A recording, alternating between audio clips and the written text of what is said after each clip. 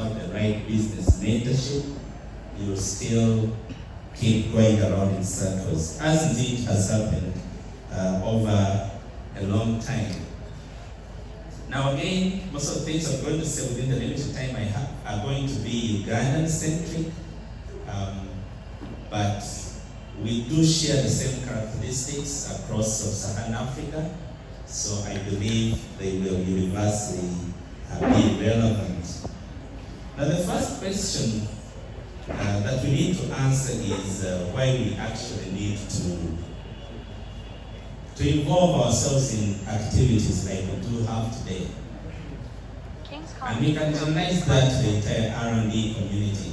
Why do we need to involve ourselves in science, technology, and innovation?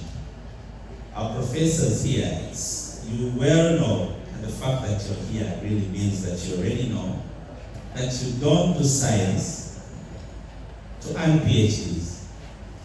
You don't do innovation to earn some money.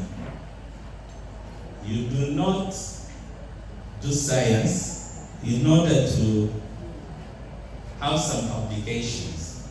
I consider those side shows, they're part of the journey, but they are not the end goal. And so we need to clearly define that. Science is really, especially in our context, only important if it can help us solve our problems of poverty and underdevelopment. Now, you do realize that in Africa, we do really have a lot of challenges, but we do have a lot of opportunities as well. So don't think of only challenges, think of opportunities. And there's a book you need to read. It's called The Prosperity Paradox. It talks about the concept of market-created innovations. So not every innovation needs to hinge itself on knowledge that already exists or a problem that needs to be solved, which can look at innovations that create their own market. And you know so many of those, so I don't have to go through them. And then we talk about what we call the innovation ladder, the needs ladder. You have basic needs at the lower chain: food, shelter, clothing. And the next one is quality of life, where health care becomes paramount. And it is well known that a healthy population is a productive population. So health is directly tied to wealth. I'll give you an example. Of course, if you're spending a lot on health, or if you don't have a very efficient healthcare system, you'll end up going for medical tourism.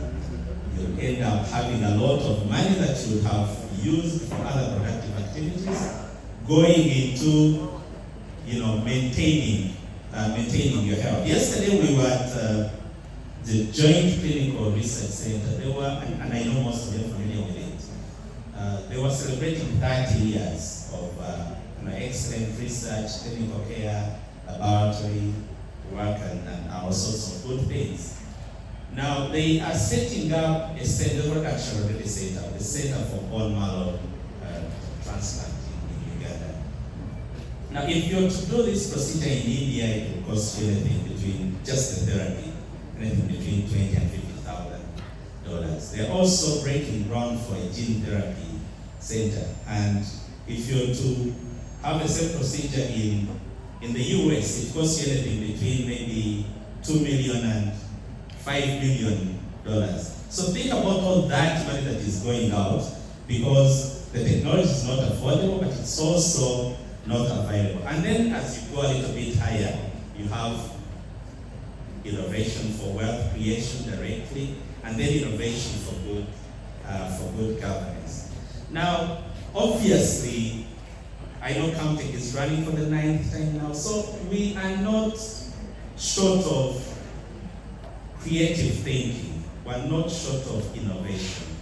But what's that missing link between our innovations and the economy? How many businesses have actually sprouted out of the work that we have done all the years? And I hope throughout these 2 days we'll be able to digest those challenges, and we'll see if government is really in position, if you can put it to task, to solve some of those challenges, then we'll be really happy to come in. And so our goal is at the Science, Technology and Innovation Secretariat. And there's room at the top. We say we want to make Uganda the best, but there's room at the top. When China leapfrogged, it didn't prevent Malaysia or Taiwan or Singapore from doing the same. So we want Sub-Saharan Africa to be the epitome of innovation that impacts lives. No, let's go back a little bit. Okay, here we go. And so really the main goal is to have knowledge-based goods and services that directly impact the economy, that improve productivity, that reduce our import hemorrhage, and then also create what we can export. Now, most of you may have listened to our president, and I'll cut this short. In the budget speech for this year, he talked about the concept of a qualitative gain. The traditional economies we know, we can add value to beans, to coffee, but that will only give you a 10% incremental value. But this concept of the qualitative loop, which means a sudden leap in the state of something. So if you look at those graphs, you do realize that, and I know most of you already know this, in the 1960s, all of us were the same level of development with, let's say, the Asian tigers. But at some point, they parachuted. But for us, we're still wallowing, and these are our countries: Kenya, Uganda, Tanzania, Rwanda, Burundi. So something is not going right here. And so how can we change our fortunes? So let's start to talk about the new economy, and for the interest of CAMTECH, we have the pathogen, what we call the pathogen economy, healthcare innovations service. Next slide. Now, we've over time been undertaking R&D, but why are we not having products and sustainable enterprises? We have this black box, and I want us to collectively dissect it. A few reasons that I can state, but I hope at some point we'll get your input. We have no trailblazers. We have limited understanding of industrial value chains. We have limited understanding of the intellectual property value chain. We have insufficient industrial skills in STI. We have what we call grantpreneurship, where we build subsistence around grants and grants and grants without proceeding to the next level. Prototype version 1, prototype version 2. And supportive regulation, URSPs here, NITA-U. We have to really see that we have regulations in place that foster the innovation ecosystem with sufficient funding, and then scattered efforts that are not coalesced around major objectives. Innovation is not complete until you have a product or service in the hands of a minimum number of users who are willing to pay for it. In fact, I usually tell, it's not to slight the people that I mentor, but if you do not have a product on the market yet, then you're not yet an innovator. So I want us all in this room to purpose to be innovators. So innovation cannot stop on a prototype. Let's skip that. Now, as I wind up, it's important for us to understand this journey.